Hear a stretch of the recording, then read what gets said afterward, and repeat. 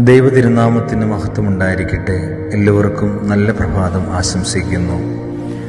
വിശുദ്ധ വേദപുസ്തകത്തിൽ ലൂക്കോസിൻ്റെ സുവിശേഷം 2-ാം അധ്യായം 40 മുതൽ 52 വരെയുള്ള തിരുവചന ഭാഗം പഠിക്കുമ്പോൾ മറിയാമും യൗസേഫും മകനായ യേശുവിനെ അന്വേഷിച്ച് തേടി നടക്കുന്നതാണ് നാം കാണുന്നത്. മാതാപിതാക്കളുടെ മനസ്സിൽ ആഴത്തിൽ പതിയേണ്ടുന്ന ഒരു ചോദ്യമാണിത്. നിങ്ങളുടെ മക്കൾ ഇപ്പോൾ എവിടെയാണ്? ഏതവസ്ഥയിലാണ് ജീവിക്കുന്നത്? Do you know where your children are now? Mother Teresa ഒരിക്കൽ ഇപ്രകാരം പറഞ്ഞു, നമ്മുടെ മക്കൾ എവിടെയാണ് എന്നതിനെപ്പറ്റി മറിയാമിനെ പോലെ നാം വ്യഗ്രതയുള്ളവരായിരിക്കണം. ഈ ഭൂമിയിൽ പിറന്നു വീഴുന്ന ഓരോ കുഞ്ഞിൻ്റെയും മനസ്സ് തുടച്ചു വൃത്തിയാക്കിയ സ്ലേറ്റ് പോലെയാണ്. നമ്മൾ എഴുതി ചേർക്കുന്നത് നല്ലതായിരിക്കണമെന്ന് മാത്രം.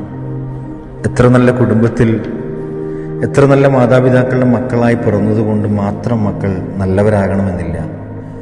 നല്ലവരായി വളരുവാനുള്ള സാഹചര്യം കൂടി നാം ഒരുക്കി കൊടുക്കണം. അതിനായി ദൈവം നമ്മെ അനുഗ്രഹിക്കട്ടെ എന്ന് പ്രാർത്ഥിക്കുന്നു. എല്ലാ നന്മകളും നേരുന്നു. ദൈവം അനുഗ്രഹിക്കട്ടെ. ഒരു പ്രഭാതം കൂടി കാണുവാൻ ദൈവം നമുക്ക് ഭാഗ്യം നൽകി. ആ ദൈവത്തോട് നന്ദി പറയാം.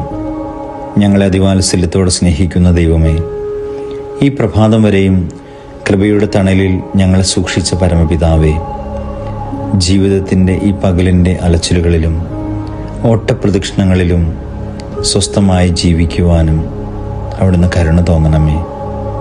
ദൈവമേ, കൃപയുടെ തണലിൽ ഞങ്ങളെ ചേർത്ത് വയ്ക്കുന്നല്ലോ. ഞങ്ങളുടെ ബലഹീനതകളെ ഒന്നും അവിടുന്ന് ഓർക്കരുതേ ദൈവമേ. ആഴമേറിയ കരുണയിൽ മാത്രം ഞങ്ങൾ ആശ്രയിക്കുന്നു.